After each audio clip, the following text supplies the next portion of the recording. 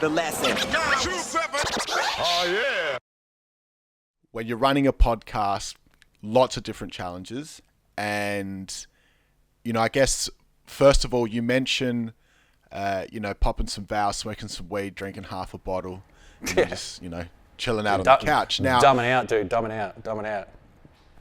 I recall, I could have the time wrong, but I recall could be 6 months ago, 12 months ago, you took a break from doing the podcast and you put something on Instagram expressing you were having challenges with substances or alcohol, family 100%. Stuff. 100%. Can you talk a little bit about, certainly, man. What was going on and the impact that it had with the podcast? Listen, dude, I suppose, it fucking, it shot everything to shit. Everything just started breaking down around me, man. So it was, and there was, there's a degree, I take on a degree of responsibility trying to get this podcast out week after week. And it's on my shoulders. It's on my shoulder. Biz Beats in the Biz doesn't happen unless I fucking go do it, And then, I have a stressful job and then I have a home life too, I have a wife and daughter.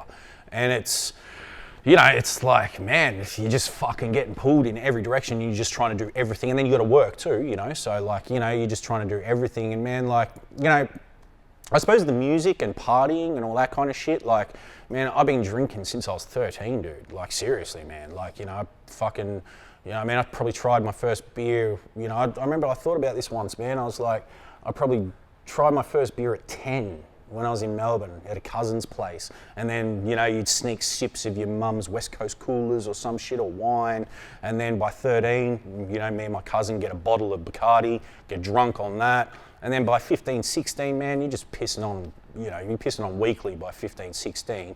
And then by 20, dude, you're in clubs and you just fucking, and we're trying to rap. We're out there every week. And sometimes you're out there 3 nights a week, boom, just, drinking.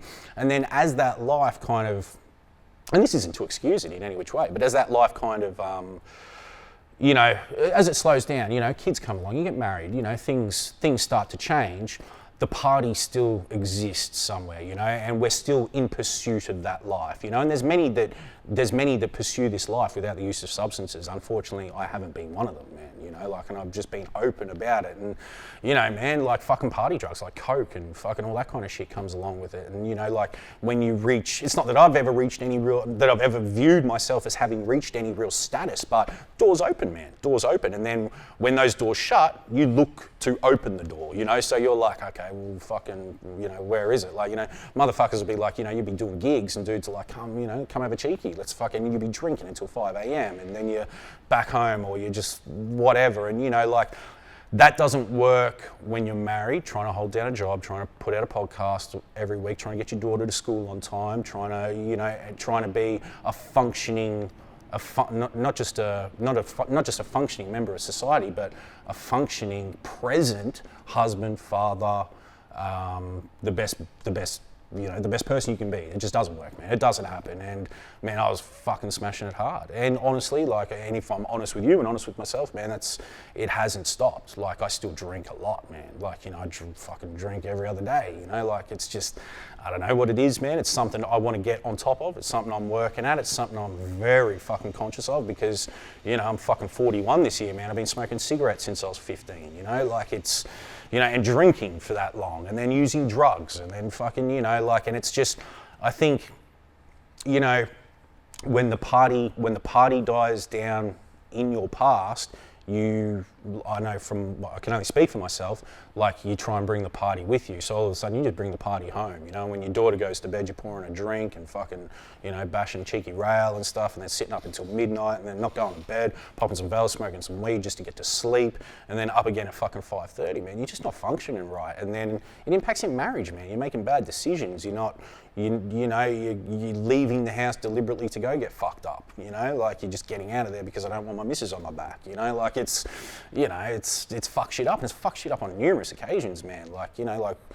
Dude, I've been a cunt hair from divorce for the past 5 years, man. And that was pretty much where it, that's where it really hit and things just dissolved around me, man. Everything left and I definitely slowed up, but it's not something, it's certainly not something I completely have control of, man. I'm just aware of it. I'm just learning to harness it a little bit more, but you know, drinking is my gateway, man. Like I drink, dude. I drink. You know, I definitely, you know, I'm not a drunk because a drunk would imply that I'm a loser, but I'm definitely probably, man, I'm probably an alcoholic, man. I probably got issue, and it's not, you know, like years ago when we were the town drunks, you know, 750 days and all that kind of shit, it was something you kind of broadcast and you embraced and you were proud of. At this point, I wouldn't say I'm proud of any of it, man. None of it actually, and not proud of, like even coming here today, I was like, man, should I buy a 6-pack of beer? And I was like, just dickhead, just drink water. You know, like just come here, do what you got to do, and just drink some water, man. If you want to go home and have a couple of beers this afternoon, do that then. But you know, it's just also, you know, things can escalate. You know, so 6 beers, and then it's like fucking, all right, I want a bottle, and then you know, I get halfway through that bottle, well, I want more. I want to keep going. you want to feel elated. You know, it's probably self-esteem. It's probably many different issues, man. But it's definitely, it's not a, you know, at this age it hasn't had a positive impact, you know, or it's not having a positive impact on my life. You know, it's just something that, you know, and it's bugged out how it evolves. You know, like so, I have a better paying position in life currently, you know, and you know I'm in a better position currently, but you know the stakes escalate. So instead of just drinking at home, you know, we go out for dinner, you know, and then I kind of normalised that behaviour to my 6-year-old daughter, you know, like because mum and dad go out for dinner, it's a handful of drinks, and then it's stopping at the bottle shop on the way home. Let's not implicate my missus in anything, you know, like, but you know we both enjoy a drink, you know, and it's kind of bettering ourselves, or bettering myself as the leader, as the man of the family, you know, as the man of the house, and you know, or you know, like, you know, to be perfectly honest with you, man, what remains of my house, because it's sketchy at best, even currently, you know, it's you know, it's something we're working at, you know, and I've been through it, you know, like been through it, and I've never fucking gone to an AA meeting, I've never gone to an NA meeting, like, you know, my substance abuse is recreational, but my drinking is probably, you know, a little more than recreational, certainly. And it's something like, you know, like my dad's dad, my nonna, like it's not to say that it's hereditary or anything like that, but he was a heavy drinker, and you know, it's what I've been around most of my life, you know, like I said, I worked in factories, warehouses, or job sites, and you knocked off, you went and drank, you know, like it's just how it was, and you know, writing raps, going to the studio, we'd fucking drink, you know, we'd be in the studio drinking, we'd be, you know, drinking, partying until 3 a.m, get a cab home, you know, like, and that's all well and good if you don't have responsibilities, you know, like if you don't have a kid waking up in the morning, or, you know, like if it's just you and your missus, man, you don't have that level of responsibility, it's all well and good, each to their own, man. Everything's fucking cool in moderation, but yeah, when moderation turns into excess, it robs you of success, you know, like it sounds like a fucking soundbite, but you know, like that's kind of what it does. And you know, if I'm honest with myself, man, it's something I still battle, hard body, hard out, you know. It's something I'm more aware of, you know, certainly more conscious of. The lesson. 927. Oh yeah.